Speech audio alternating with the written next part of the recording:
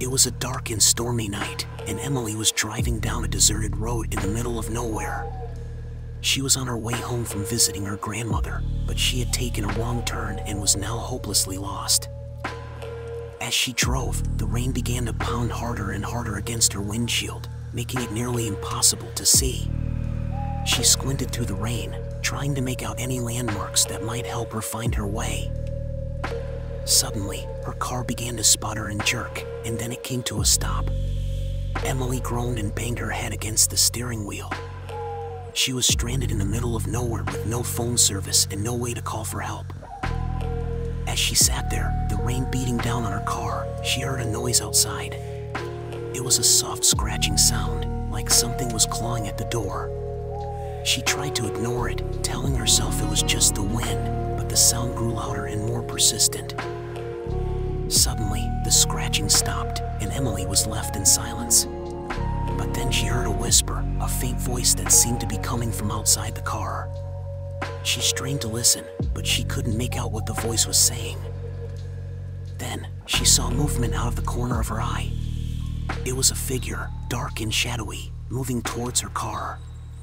Emily's heart began to race as she fumbled with the lock on her door, trying desperately to get it to open.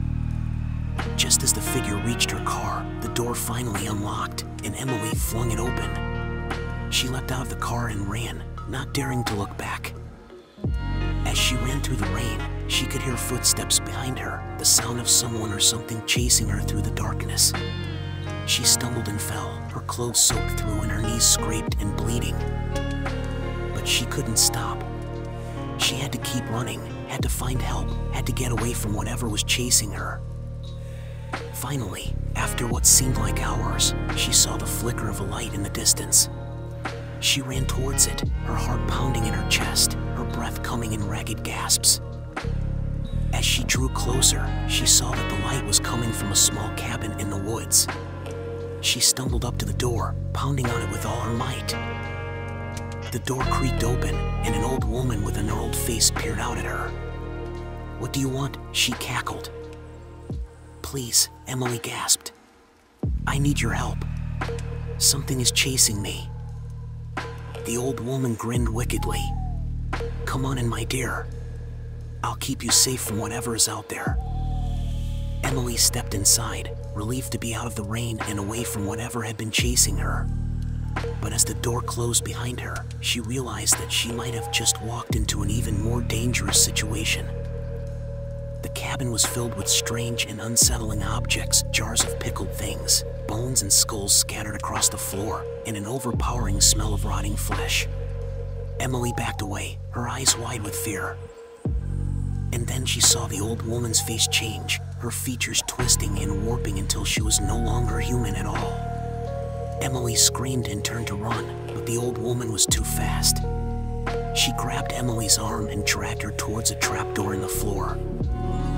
As Emily struggled and fought, she heard the old woman's voice in her ear. "You're not getting away that easily, my dear. You're going to make a fine addition to my collection." And with that, the old woman shoved Emily down the trapdoor, sending her tumbling into a dark and musty cellar below. Emily landed hard on the cold, damp ground, her head spinning from the fall. She looked around, trying to make out her surroundings in the dim light. To her horror, she saw that the cellar was filled with cages, each one containing a different person, all of them pale and emaciated from weeks or even months of captivity. The old woman appeared at the top of the trapdoor, looking down at Emily with a twisted smile.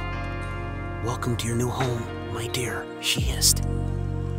Emily's heart sank as she realized that she was trapped, that there was no escape from this nightmare.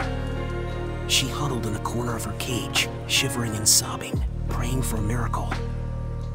But as the days turned into weeks, and the weeks turned into months, Emily knew that no one was coming to save her.